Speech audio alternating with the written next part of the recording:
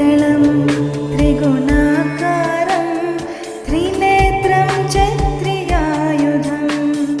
त्रिजन्म पापसंहारम् एकबिल्वं शिवार्पणं त्रिशाखै बिल्वपत्रैश्च अच्छिद्रै